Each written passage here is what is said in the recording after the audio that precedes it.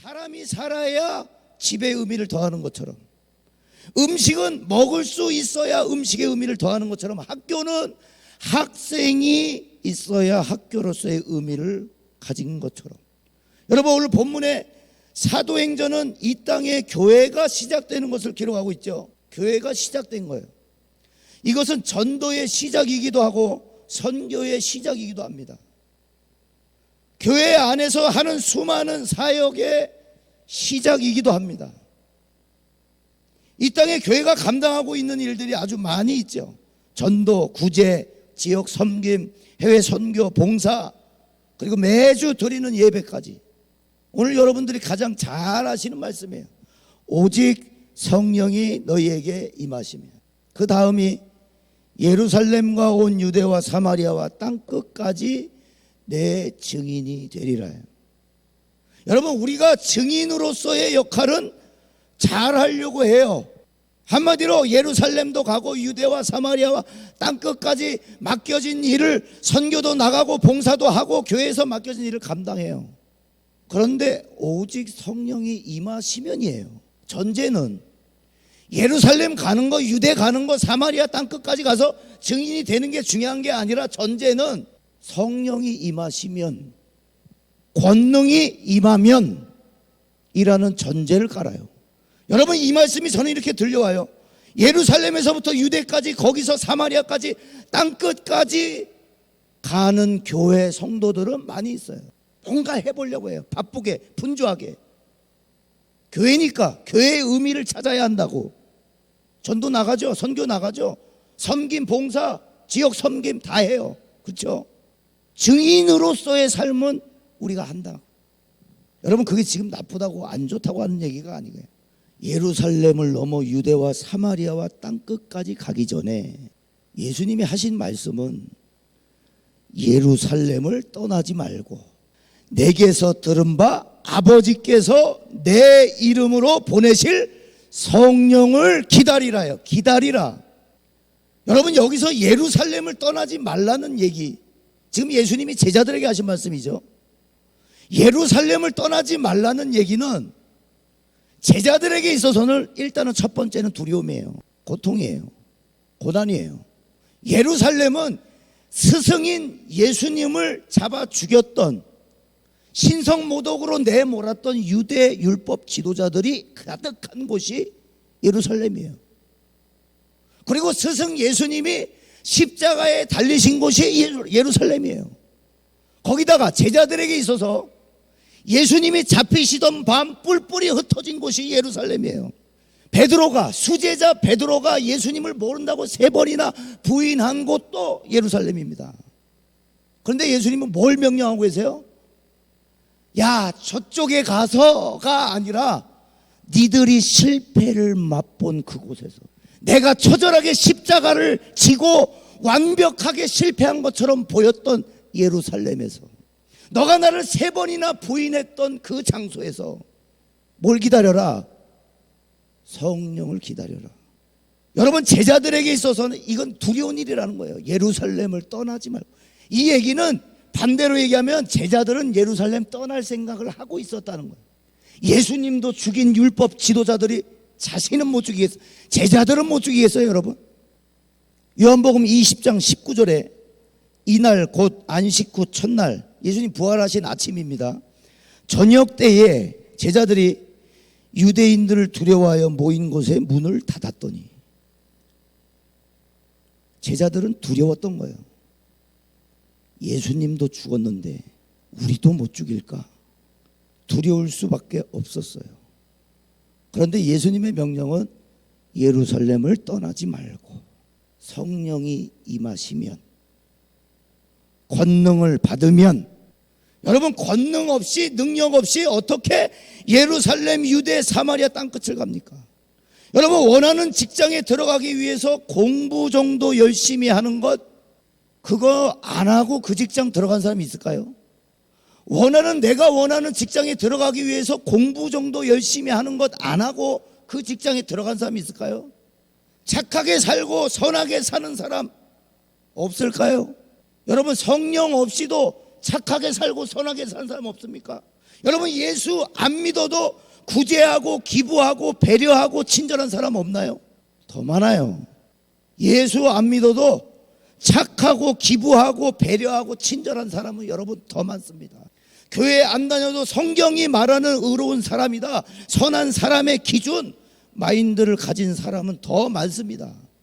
그럼 그 사람들이 성령을 받았을까요? 여러분, 그 사람들이 그럼 권능 받은 사람들일까요? 구원받은 사람일까요? 지금 그게 기준이 아니라는 거예요. 그게 기준이라면 예수 안 믿어도 착하고 배려하고 친절하고 구제하고 착하게 사는 사람들이 교회인 거예요. 그게 기준이라면. 출애굽기 40장 34절에 구름이 회막에 덮이고 여호와의 영광이 성막에 충만하매 모세가 회막에 들어갈 수 없었으니 이는 구름이 회막 위에 덮이고 여호와의 영광이 성막에 충만함이었으며. 자, 이 말씀은 하나님이 모세와 이스라엘 백성들에게 성막을 지으라고 명령하시죠. 다 지어놓고 나니까 성막 안에 여호와의 영광이 가득해서 충만해서 모세가 감히 들어갈 수 없을 정도가 됐대요. 자, 이 맥을 같이 하고 있는 게 열왕기상 8장 10절에 제사장이 성소에서 나올 때에 구름이 여호와의 성전에 가득하며 제사장이 구름으로 말미암아 능히 서서 섬기지 못하였으니 이는 여호와의 영광이 여호와의 성전에 가득함이었더라. 자, 열왕기상 8장은 지금 솔로몬이 성전 짓기를 다 마무리한 다음이에요. 자, 성막과 성전이 완벽하게 완공이 된 다음에 발생하는 일이 뭐냐면 여호와의 영광이 성전의 성막에 가득해요. 충만함이었더라. 여러분, 성막이 되려면, 성전이 되려면 여호와의 영광이 충만해야 한답니다. 교회가 되려면 하나님의 영이 충만해야 한답니다. 그게 성막이 가진 의미고 성전이 가진 의미예요. 여러분, 교회가 되는 것, 그리고 최초의 교회가 세워져야 하는 이 중대한 사안 앞에 예수님은 봉사자를 많이 데리고 오라고 하시지도 않았고, 성전을 잘 져야 하니 건축 사업소를 알아보라고 하시지도 않았고, 은행에서 대출이 얼마나 되는지를 알아보라고 하시지도 않았어요. 성령이 임하시면이에요.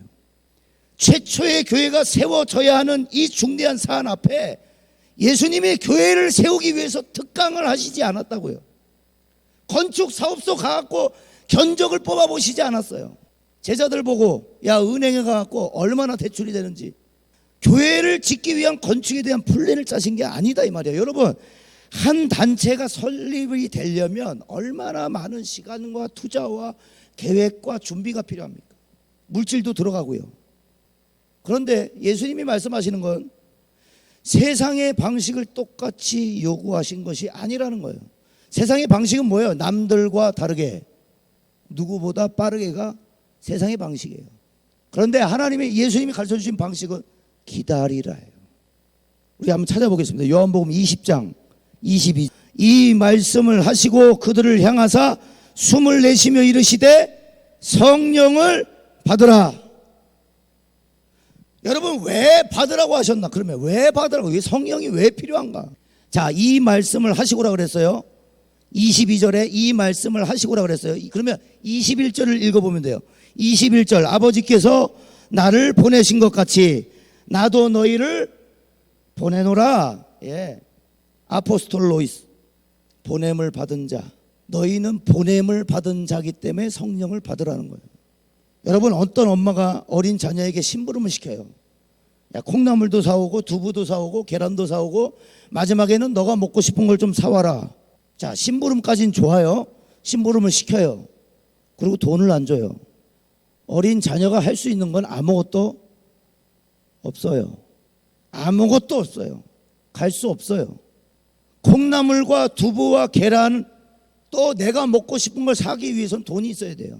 그런데 부모는 시켰어요. 심부름만. 그리고 돈을 안 줘요. 그럼 이 아이에게는 혼란이 오는 거예요. 훔쳐오라는 얘기인가? 사오라고 해놓고 돈을 안 준다? 여러분, 이것만큼 무책임한 게 어디 있습니까? 어떻게 해서라도 가져와라, 사기를 쳐서 훔쳐서라도 가져오라는 것밖에 안 되는 거예요. 심부름 가는 자에게 필요한 건 돈입니다. 심부름 가는 자에게 필요한 건 할 수 있는 능력이에요. 여러분, 보냄을 받은 자들에게 필요한 것은 성령이라고 말씀하시는 거예요. 예루살렘을 가는 것도 아니고 지리적으로 유대가 어떤 땅인지 사마리아가 어떤 연구와 공부와 지식이 필요한 게 아니라 갈 수 있는 능력이 필요하다는 거예요. 증인이 될 수 있는 능력이 필요한 거예요. 여러분, 보냄을 받았다는 것은 결국에 뭘 보여주기 위해 보내줬을까요? 이 땅에 인간의 몸을 입고 친히 사람이 되신 예수님의 삶을 보여주라고, 그 겸손과 사랑과 온유와 인내와 오래 참음과 자비와 거룩과 십자가의 고난까지, 희생까지 보여주라고. 근데 이거 되세요?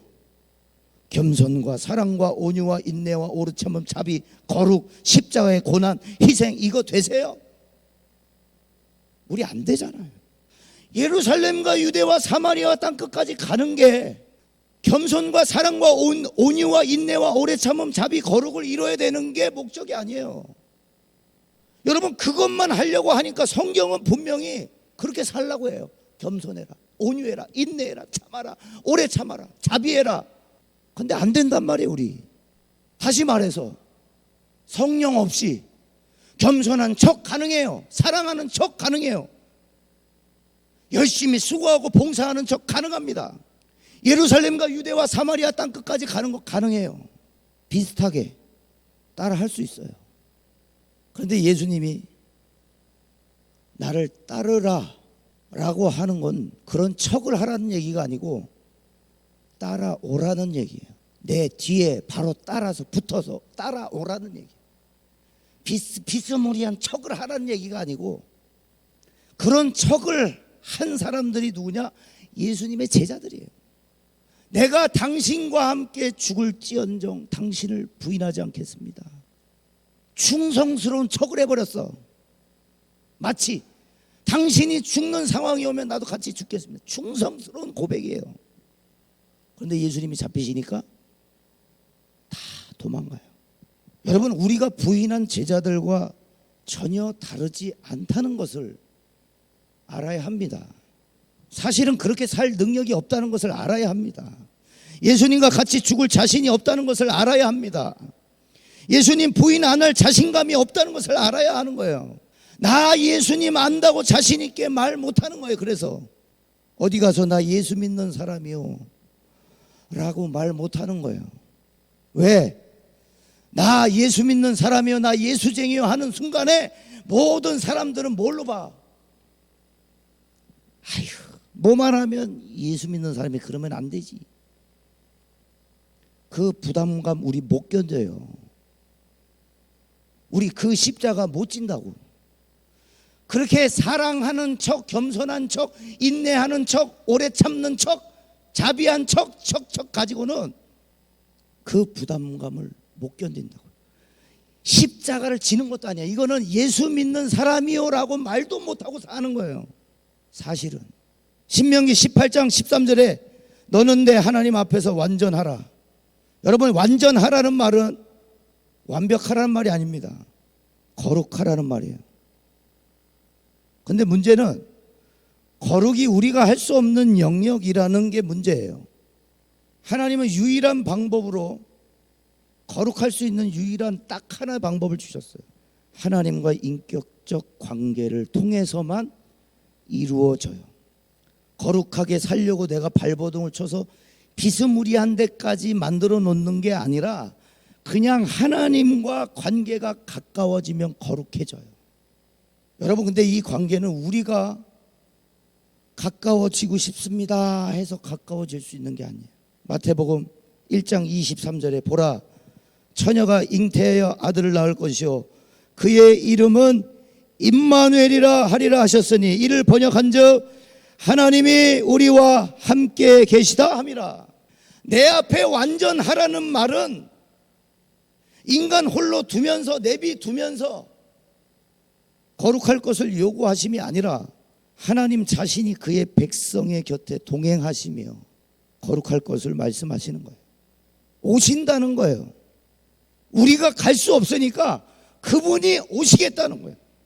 여러분, 그러면 무슨 일이 일어날까요? 이 하나님이 나에게로 오시면 무슨 일이 일어날까요? 막 초사연이 될까요? 뭐 안 보이던 게 갑자기 보이고, 아, 뭐가 보여. 25년도가 보여. 갑자기 환청이 들릴까요? 갑자기 인자한 모습으로 표정이 바뀔까요? 자, 성령이 오시면 어떻게 되냐? 요한복음 14장 26절에 보혜사 곧 아버지께서 내 이름으로 보내실 성령, 그가 너희에게 모든 것을 가르치고 내가 너희에게 말한 모든 것을 생각나게 하리라. 할렐루야. 그가 오시면 우리에게 모든 것을 가르치시고 가르치실 뿐만 아니라 예수의 말씀을 다 생각나게 한다는 거예요. 여러분, 24년도 우리 청년부 회장 선거를 작년 이제 11월 말쯤에 했어요. 그 여자 자매가 회장이 됐거든요. 그 회장님이 저랑 이제 24년도 계획하고 뭐 할까요? 이렇게 회의하면서 저한테 그러더라고요. 전사님, 작년 여름 수련회 때 하신 말씀이 계속 생각납니다. 그래요. 제가 무슨 말을 했죠? 그래. 제가 무슨 말을 했죠? 사람이 떡으로만 살 것이 아니고 하나님의 입에서 나오는 모든 말씀으로 살 것이니라. 그 말씀이 계속 생각이 난대요. 그러면서 이 회장님이, 청년 회장님이 고백하는 거예요. 제가 너무 떡으로만 살아왔나 봐요. 제가 너무 떡으로만 살아왔나 봐요. 그렇게 고백하더라고요. 여러분, 전 그 얘기 듣고요, 오늘 설교 준비하면서 성령이 하시는 일이 이 일이다. 말씀이 생각나서 가슴에 사무치고 돌 10계명에 그냥 종이 쪼가리에 적혀있는 말씀이 아니라 내 가슴에 새겨져서 생각나고, 그 생각난 말씀 때문에 가슴이 아프고 눈물이 나고 회개가 나오고 내가 본질적으로 뭐가 문제였는지 보이고 미쳐가지고 환장해갖고 뭐가 보인다고 뭐가 들린다고 하는 생쇼가 아니라 성령이 하시는 일은 말씀을 생각나게 하시고 기억나게 하시는 거예요. 그래서 할례는 어디다 해라? 마음에 할지니. 성령님이 하시는 일이 이렇다는 거예요. 여러분, 우리 마음속에 말씀이 생각나게 하고 그 말씀 때문에 묵상하게 하고 기도하게 하고, 이런 게 없는데 예루살렘은 어떻게 하고 유대는 가서 땅끝까지 가서 뭐 할 건데. 여러분, 우리는 거룩하게 살 수 없어요. 그래서 가르쳐 주시고 생각나게 하시는 분이 필요해요. 근데 그분은 다행히 심부름 시켜놓고 돈도 안 주면서 사오라고 하시는 분이 아니십니다. 멀찍이 지켜보면서 잘하나 못하나 체크하면서 뒤에서 피드백 해주시는 분이, 조언해 주시는 분이 아니에요. 요한복음 14장 18절에 내가 너희를 고아와 같이 버려두지 아니하고 너희에게로 오리라. 여러분, 에스겔, 제가 이제 말씀을 에스겔서를 이제 한 달 전에 읽고 있었는데 성령에 관해서 이제 설교를 하려고 준비를 하니까 에스겔서 말씀하고 이게 연결이 되더라고요. 에스겔 39장에 어떤 말씀이 나오냐면 하나님이 이스라엘 백성들을 향해서 얼굴을 가리셨다는 표현이 나와요. 얼굴을 가리셨다. 얼굴을 가리셨다는 말은 하나님과 관계를 단절시켰다는 얘기예요. 자, 하나님이 이스라엘 백성들에게 얼굴을 가리시니까 결과가 뭐였냐면 이스라엘 백성들이 바벨론 포로로 70년 동안 나라가 빼앗기는 거예요. 그게 바로 하나님이 얼굴을 가리신 결과예요. 자, 근데 에스겔 39장 29절에 내가 다시는 내 얼굴을 그들에게 가리지 아니하리니 이는 내가 내 영을 이스라엘 족속에게 쏟았음이라. 하나님이 하나님의 영을 쏟아 부어주시는 일이, 성령을 부어주시는 일이 다시는 자신의 백성들에게서 눈을 가리지 않게 하시는 이유가 된다는 거예요. 다시 말해서 그의 백성들에게 얼굴을 가리지 않는 이유가 하나님의 영을 쏟아 부어주시는 일이기 때문에. 자, 그러면 하나님의 영이 임하시면 첫 번째 하나님의 거룩함을 드러내고, 두 번째 하나님이 하나님 되심을 깨닫게 되고, 세 번째 그래서 하나님의 얼굴이 자신들에게 가려지지 않게 할 만큼 의로운 삶을 살게 만드신다는 거예요. 하나님의 영이 오셔서 우리에게 뭘 하시냐면 하나님이 내게서 얼굴을 가리시지 않게 하려고, 하나님이 내게서 얼굴을 가리시지 않게 하려고 의로운 삶을 살도록 의로운 삶에 대한 갈망을 주신다는 거예요. 무엇이? 하나님의 영이. 그래서 성령을 받으라는 말은 여러분 신비 체험하고 뭐 환상 보고 앞일 내다보고 무당이 되라는 얘기가 아니에요. 주님이 내게서 얼굴을 가리시지 않게, 이 하나님과 나의 관계가 단절되지 않게, 나를 고아와 같이 버려두시지 않게 내가 의로운 삶을 살도록 갈망이 생기게 만드신다. 여러분, 그래서 이 관계 때문에 함부로 살지 못하는 거예요. 이 임재가 떠날까 봐 얼굴을 가리실까 두려운 사람들인 거예요. 여러분, 뭐에 두려우십니까? 사업이 잘 될까 못 될까? 건강해질까 안 해질까? 치료가 될까 안 될까? 앞으로 25년도 26년도 어떻게 될까? 그거 두려운 거 맞죠? 고민해야 될 부분 맞아요. 그런데 성령이 오셔서 우리에게 주시는 고민은 뭐냐면 하나님의 얼굴이 내게서 가려질까 봐 두려운 거예요. 가려지면 안 되지. 그러니 내가 조심해야지. 아까 찬양에 삼가 언행을 조심하고 하나님 앞에서 살고 있는 그 거룩의 모습이 있냐는 거예요. 우리 각자가 다 두려운 이유가 있을 거예요. 그렇죠? 가장 두려운 게 뭡니까? 하나님의 영이 내게서 떠나실까 봐 두려우신 분 계세요? 하나님이 내게서 얼굴을 가리실까 봐 무서우신 분 계세요? 그게 성령이 하시는 일이에요. 그게 돈 때문에 그것도 걱정이 될 일이죠. 그런데 먼저는 뭐 하라고 하셨어요? 성령이 임하시면. 요한복음 20장 21절에 아버지께서 나를 보내신 것 같이 나도 너희를 보내노라. 아버지 하나님이 보내셨습니다. 예수님을. 그러면 예수님은 보냄을 받은 자예요. 근데 이제 다시 예수님이 너희를 보내노라 그러세요. 예수님이 우리를 보내세요. 믿는 성도는 보냄을 받은 자들입니다. 그러면 여러분, 세상은 예나 지금이나 악합니다. 그래서 누가복음 10장 3절에 갈지어다 내가 너희를 보냄이 어린 양을 늑대 가운데로 보냄과 같도다.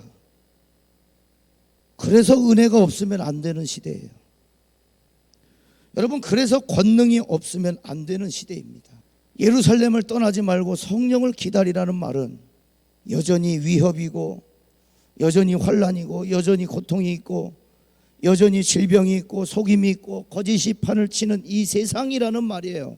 그래, 거기 미치도록 힘든 그 세상, 그래,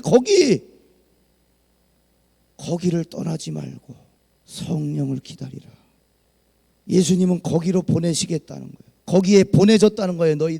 너희는 거기에 있어야 한다고 지금 말씀하시는 겁니다. 오늘 본문 말씀 9절입니다.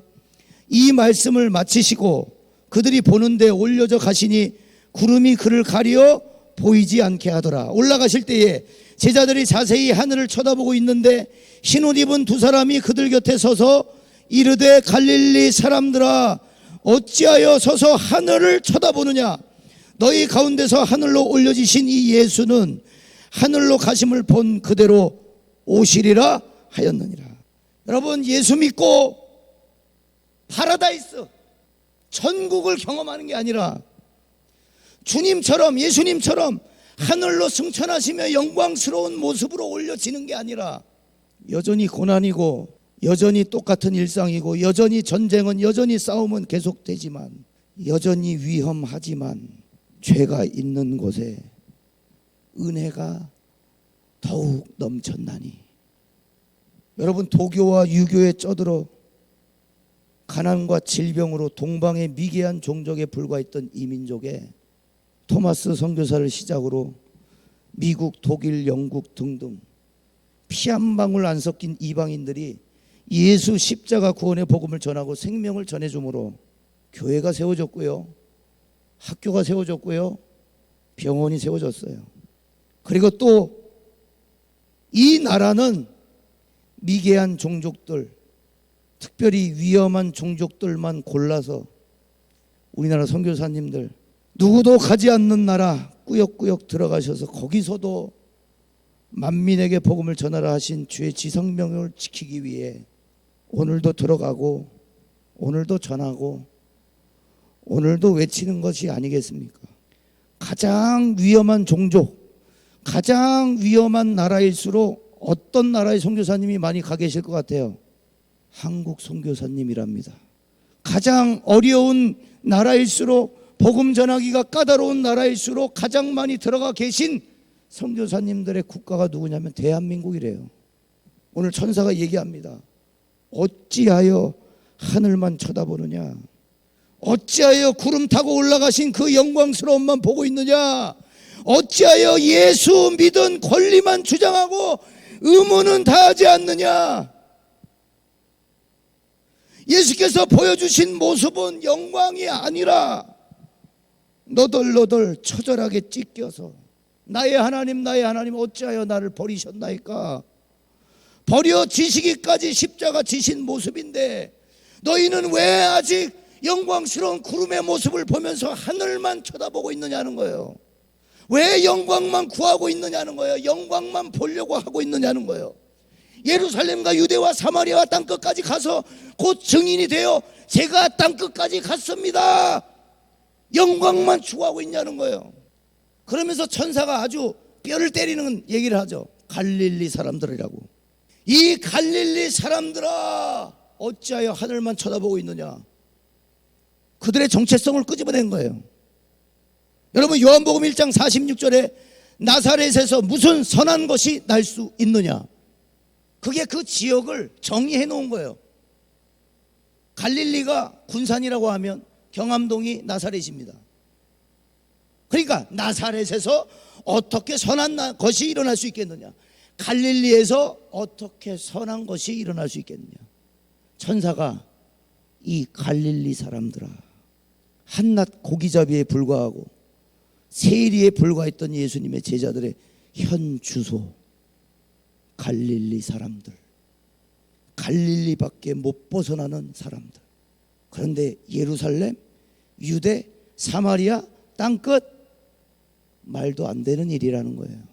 너희에게는 땅끝까지 갈 능력이 없다는 걸 얘기하고 있는 거예요. 갈릴리 사람들아. 지금 우리에게 얘기하는 거예요. 군산 사람들아. 그러나 고와 같이 버려두지 아니하고 너희에게로 오리라. 예루살렘과 유대와 사마리아 땅끝까지 가는 자격은 오직 성령이 임하시면, 하나님이 함께 하실 때, 하나님의 영이 함께 하실 때, 성막과 성전의 의미는 하나님의 영이 임재했을 때에 비로소 의미를 가져요.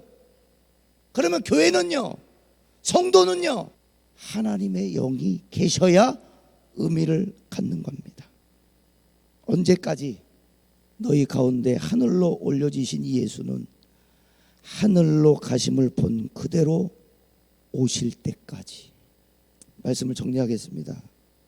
이 시대의 교회는 영광스러운 예수님이 아니라 십자가 지신 예수님의 모습이 필요합니다.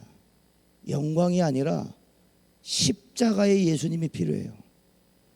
영광을 쫓는 사람들이 아니라, 기적을 쫓는 사람들이 아니라 십자가의 길을 쫓는 사람들, 십자가의 길을 영광스러워하여 그 십자가를 지고 그리스도를 따르는데 부르심을 받은 자들, 보냄을 받은 자들. 여러분 계시록 3장 7절에 빌라델비아 교회의 사자에게 편지하라. 거룩하고 진실하사 다윗의 열쇠를 가지시니 곧 열면 닫을 사람이 없고 닫으면 열 사람이 없는 그가 이르시되 볼지어다 내가 내 앞에 열린 문을 두었으되 능히 닫을 사람이 없으리라. 내가 내 행위를 아노니 네가 작은 능력을 가지고서도 내 말을 지키며 내 이름을 배반하지 아니하였도다. 네가 작은 능력을 가지고서도 예루살렘, 유대, 사마리아 땅끝까지 가는 걸 원하시는 게 아니라 작은 능력으로도, 그 다음 말씀 뭐예요? 내 말을 지키며 내 이름을 배반하지 아니하였도다. 여러분 땅끝까지 가는 것보다 더 중요한 건 내 말을 지키며요.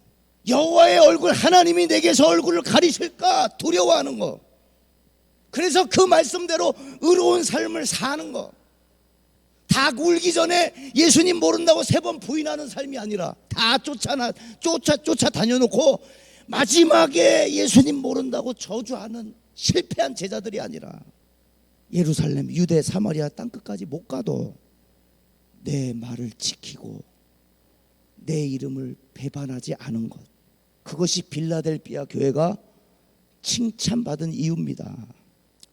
우리 찬양을 좀 준비했습니다. 여러분 다 아시는 찬양인데, 허무한 시절 지날 때, 깊은 한숨 내쉴 때, 그런 풍경 보시며 단식하는 분 있네. 고와 같이 너희를 버려두지 않으리. 내가 너희와 영원히 함께하리라. 성령이 오셨네,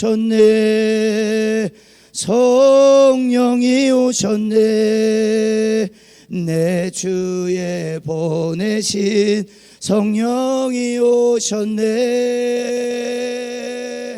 우리 인생 가운데 친히 찾아오셔서 그 나라 꿈꾸게 하시네. 여러분, 성령의 능력은 바로 그렇습니다. 네가 어디를 가도 이제는 성막과 성전에 갇혀 계신다는 것이 아니고, 네가 어디를 가든지, 네가 환난을 당하든지, 네가 어려움을 당할 때든지 거기에도 같이 계시겠다는 거예요. 여러분, 사도행전 16장에 사도 바울과 실라가 감옥에 갇혀요. 복음 전하다가 감옥에 갇히는데 바울과 실라가 감옥에서 찬양하고 기도해요. 근데 성경에 분명히 기록되어 있는 것은 죄수들이 듣더라. 할렐루야. 감옥에 들어가서 바울과 실라가 찬양하고 기도하는데 핵심은 이거다, 이거예요. 죄수들이 듣더라. 여러분, 감옥에는 억울한 사람도 있을 것이고 죄를 지어서 온 사람도 있을 것이에요. 그런데 거기에 소망이 어디 있어요?